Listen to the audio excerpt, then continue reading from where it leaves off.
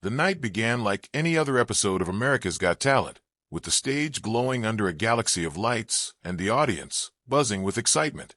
The judges sat comfortably in their seats, prepared for another lineup of hopeful performers.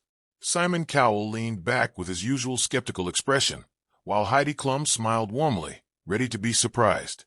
Howie Mandel joked with the crowd, and Sofia Vergara clapped enthusiastically, always eager for something unforgettable.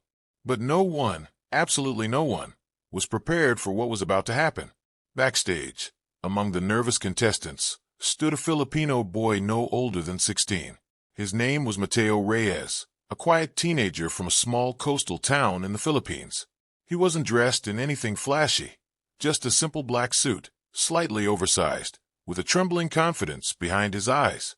He clutched a worn-out guitar pick in his pocket like a lucky charm, though he wouldn't need it tonight.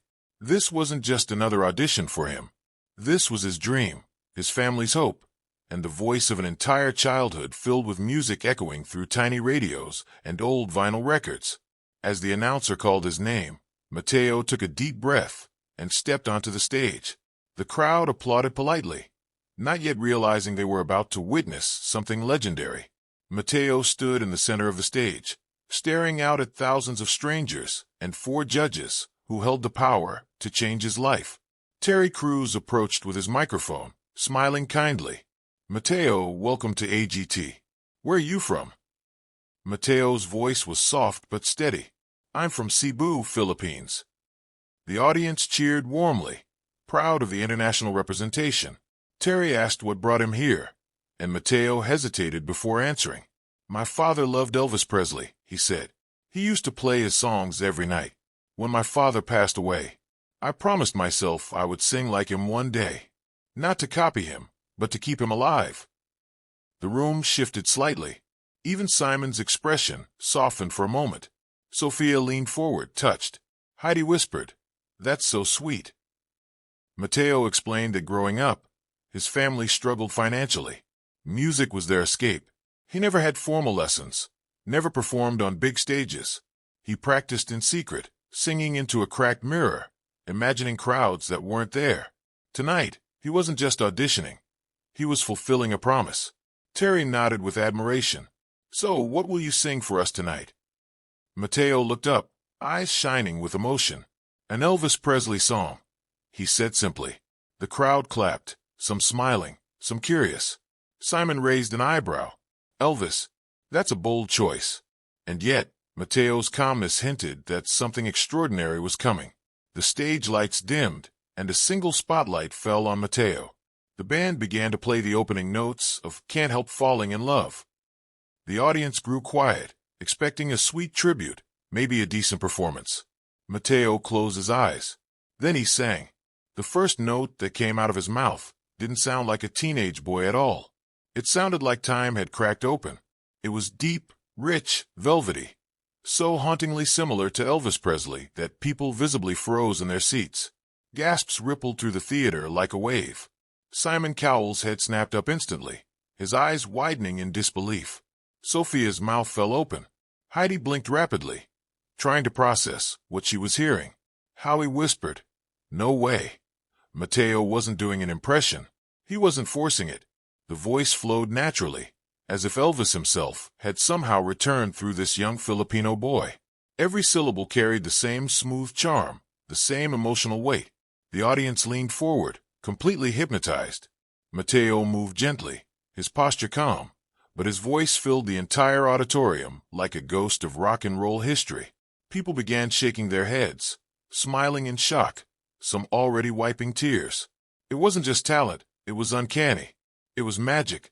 And as Mateo reached the chorus, his voice soared, powerful yet tender, wrapping the room in something unforgettable. Halfway through the song, the atmosphere transformed from curiosity to pure astonishment. The crowd wasn't just listening anymore. They were witnessing something surreal. Phones rose into the air as people recorded, knowing instantly that this moment would go viral. Simon Cowell, the harshest judge in television history, sat completely motionless. His face, usually filled with critique, was frozen in stunned silence. For once, he had no words. Mateo's voice carried the signature Elvis vibrato so perfectly that it felt impossible. But what made it even more powerful was the emotion behind it. Mateo wasn't pretending to be Elvis. He was honoring him, channeling him through grief, love, and memory.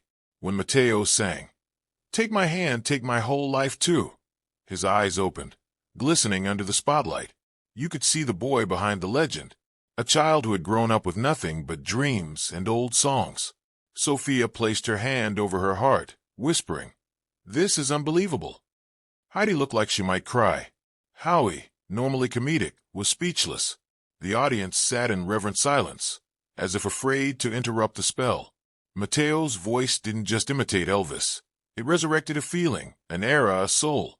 And when he hit the final note, holding it with breathtaking control, the room seemed to stop breathing.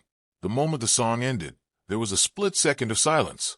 One of those rare silences that only happens when people don't know how to react, because what they just experienced was beyond explanation.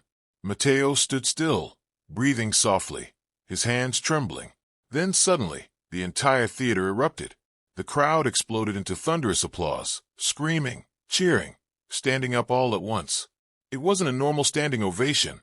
It was chaos, admiration, shock, and celebration rolled into one.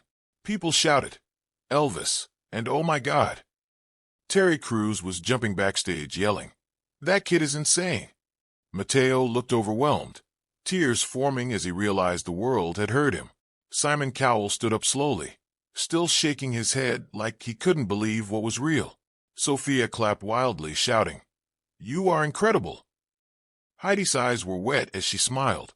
Howie threw his hands up and said, "This is the craziest thing I've ever seen." Mateo wiped his face quickly, trying not to cry. He wasn't expecting this. He thought maybe they'd laugh. Maybe they'd say it was too much. Instead, they were treating him like a miracle. The energy in the room was electric, like history had just been rewritten. A Filipino boy from a small town had walked onto the biggest stage in America and somehow brought Elvis Presley back to life. When the judges finally spoke, Simon leaned forward, his voice quieter than usual.